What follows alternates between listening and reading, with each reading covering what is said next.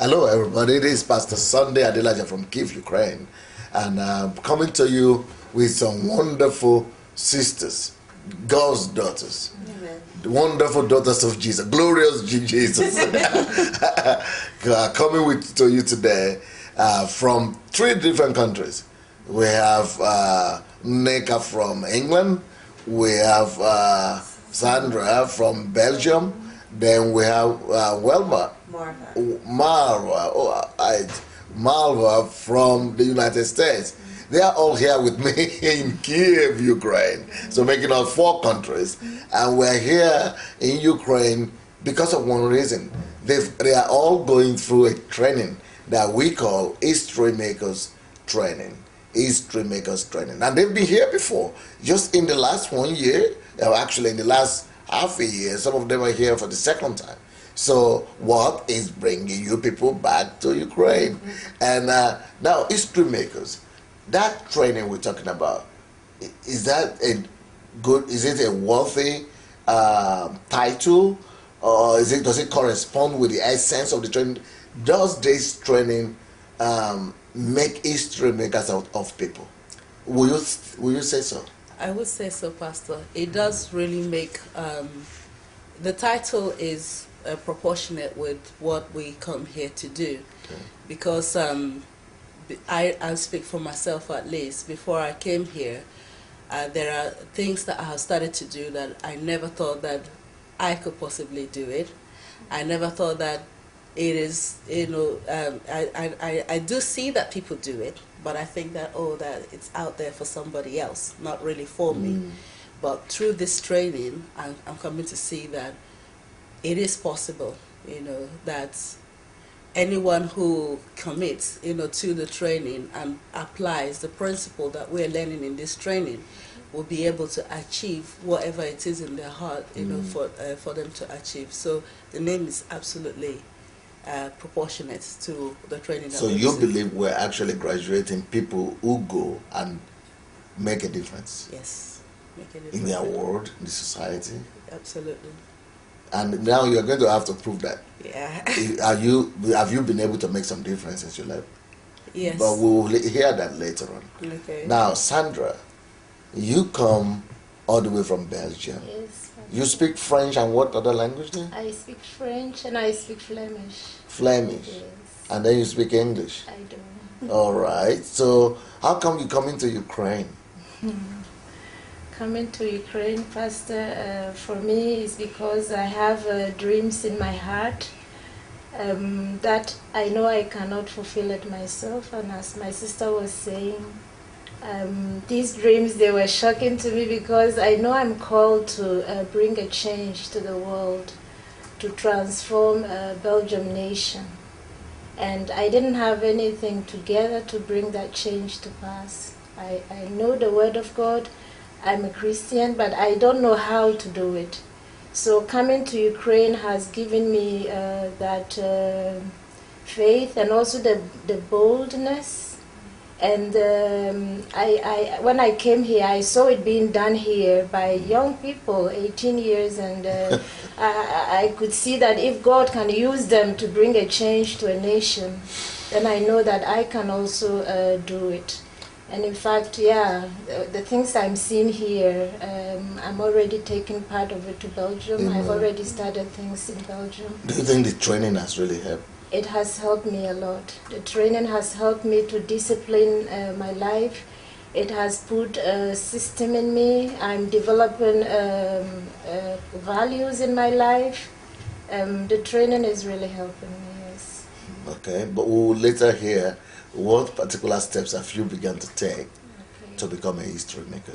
I'm a history maker, especially in relation to the training.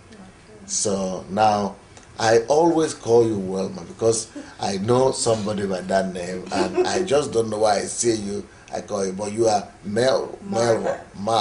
M-A-R-V-A. Oh, Marva. So easy, Marva. Now, Marva, all the way from Atlanta. Yes. How come you are in Ukraine? Well, because I know that you were making a difference. You've been to the U.S. several times. And the History Makers Bible School, I automatically saw that there were also a group of people who were being changed in the process. So my philosophy is that when someone has the ability and they've demonstrated the ability to do something, if you then need to do it, you need to go and find the right model. And I think you represented that. And you have a phenomenal way of cultivating or drawing out of people what's inside of them. And I do believe that God has a purpose for my life. And in like kind, there were some things that I was doing and I was having some effect, but I wanted to increase the effectiveness. And then there were things that I absolutely didn't know how to do. Okay. And I wanted to learn from somebody who I thought would be credible in doing it. But this training you are here for though is called what? History Makers. Training. Yes, History Makers training. How will you quantify that title for a training? I think it's absolutely on target. And I think in fact, it calls people to awaken. You almost command that from people who are going to come to the program. You're very serious about the vision that you have set forth, and it comes through very clearly, not only through yourself, but other people who are participating in the instruction of the program. And the people, even the people who are helping to provide service, even in their hospital, everything that they're doing is saying, I'm a history maker. I'm sincere about what I'm doing, and you need to be serious.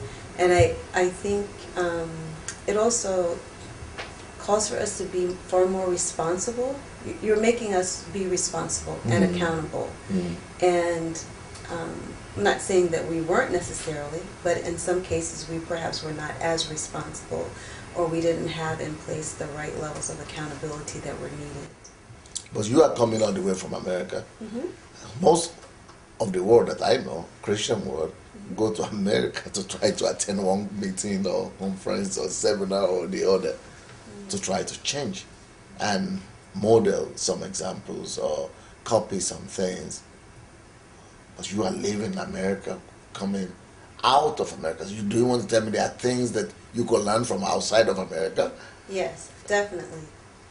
You have been consistent here at Embassy of God. You've been very consistent, and people all over the world are talking about it. That your ability to demonstrate, you're living what you're talking about. You're not just talking it. And in the U.S., we have done that on some level, but things have gotten so out of order, and it's certainly in the church world, it's a mess. And in order to bring restoration, until we can bring things back into alignment, we have to be willing and take courage to go where things are currently in alignment, and then try to draw from that and see where the gaps are and how we might be able to mitigate it from that perspective. So I think you have the integrity of heart. In America, unfortunately, in some cases, though we've had people or ministries or leadership organizations that have led the charge, it's come into question. And there hasn't been the consistent empowering of the laity or lay people. And right now, the lay people need to be empowered, because I think we're at a crucial place of baton passing. So if we're going to properly change the guard and raise up eagles to carry on the work, we have to be ignited. And in America,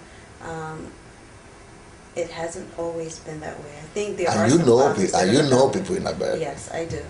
I mean, we do have some people that have a fathering heart, who have a desire to empower, but that's been more recent that is now resurfacing because things were very out of balance.